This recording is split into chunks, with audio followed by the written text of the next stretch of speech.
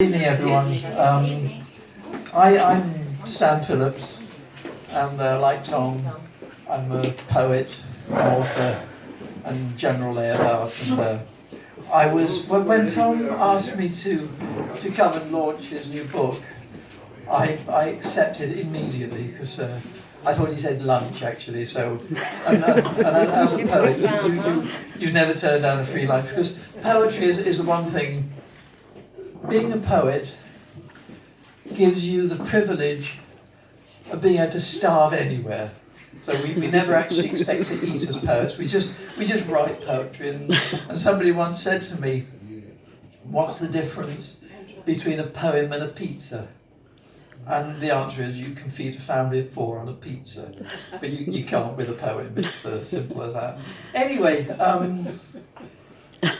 Tom also, I think, invited me here because every now and then he needs to have somebody a little older than him, and around. And it's good to encourage young up and coming talent. And he's a good young writer trying to make his way in the world.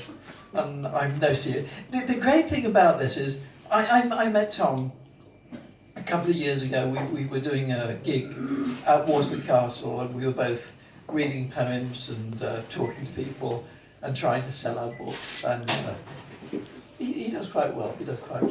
But during the course of the conversation, we became quite friendly. And during the course of the conversation, we discovered that back in the 1960s, he and I both lived in Hampstead in London. And we never knew each other then. But my God, wouldn't it have been fun, Tom? You know, all the drink and the sex and the rock and roll. Do you remember that? I don't either. It would be nice to meet when we were able to have sex. Absolutely. Anyway, enough of that. But it was only just a couple of days ago that I discovered that we used to drink in the same pub. So we could have been in that Winchester pub at the bottom of England's Lane, drinking at the same time, and that would have been such fun. And of course, in those days, Tom was doing whatever he was doing, and I had an honest job in those days. But he was introduced to Keats House, which is the house in Hampstead where I used to go as a lad, where John Keats, the poet, lived and wrote that wonderful stuff to his young love, Fanny. He only lived to be 24 and wrote amazing stuff. And can you imagine for Tom to be in that place, to draw in the energy of something like that, and that lives with you. As a young man, also in Hampstead, I met one of those First World War poets, a guy called Robert Graves.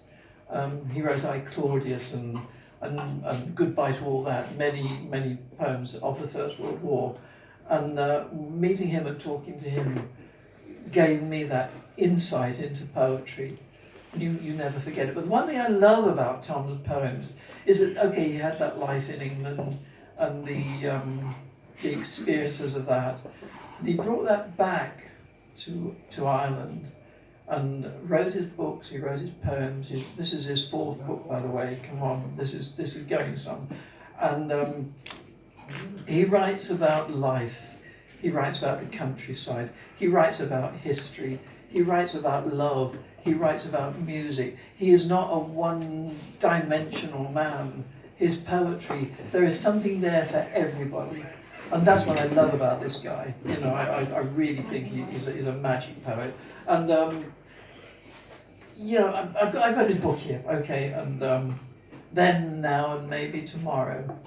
Oh, what a lovely book. A collection of 9 stories and 70 poems.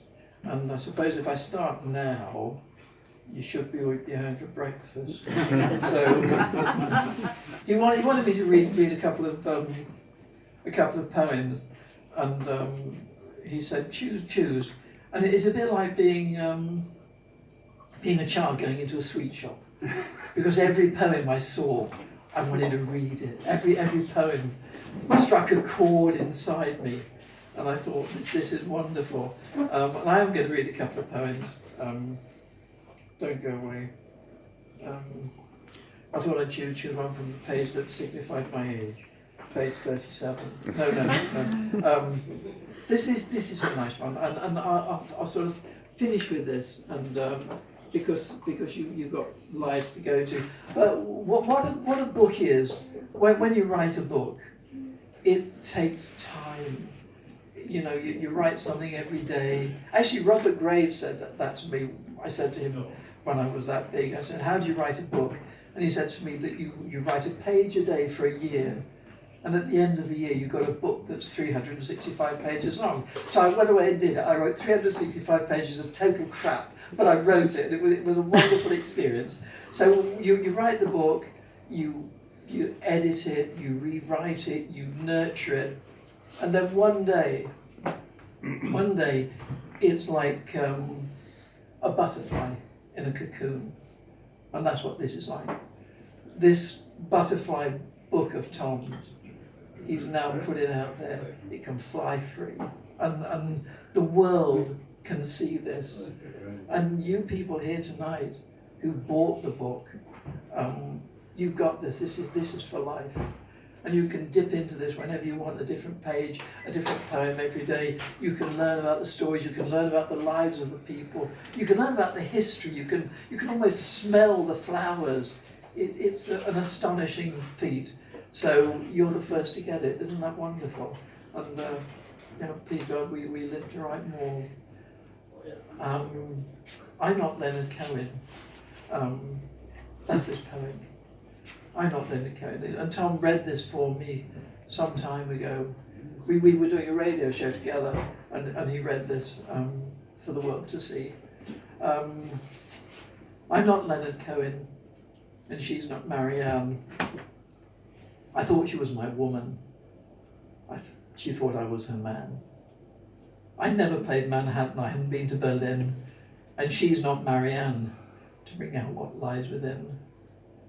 Doggerel and ditties were all that I could do, and for inspiration, a whiskey, beer or two.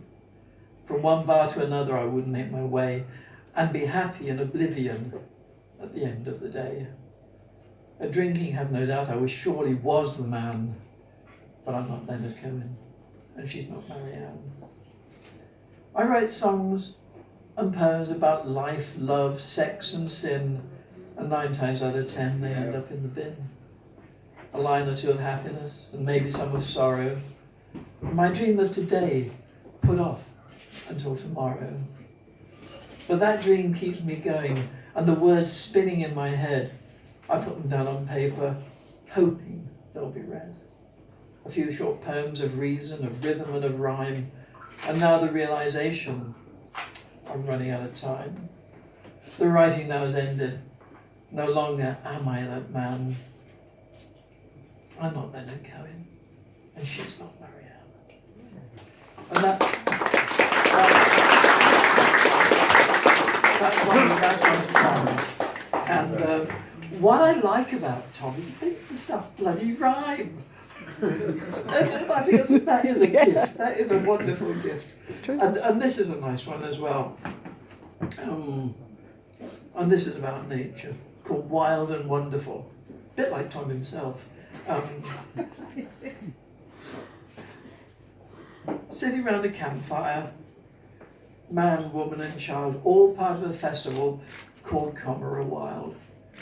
The last rays of the sun, your eyes they will dazzle, as westward it goes in search of high brazzle. The familiar becomes unfamiliar as darkness is falling. Strange shadows appear like ghosts coming calling. And writers and artists, musicians and poets, all gathered together on mountain and coast as darkness engulfs us, the fire now glowing, prose poems and songs will all soon be flowing. The sparks from the campfire float up into the sky, the breeze telling stories of days now gone by, like the scribes and bards in those days of yore, all at one with nature, no window, no door. And the way they lived then, we are living it now, with a sky for a roof. I see Orion, and the plough. Step away from the new world, take a walk back in time. Poem, song and prose under stars and moonshine. So come and join us. Let the modern behind. And just for a few hours, take a walk in the wild.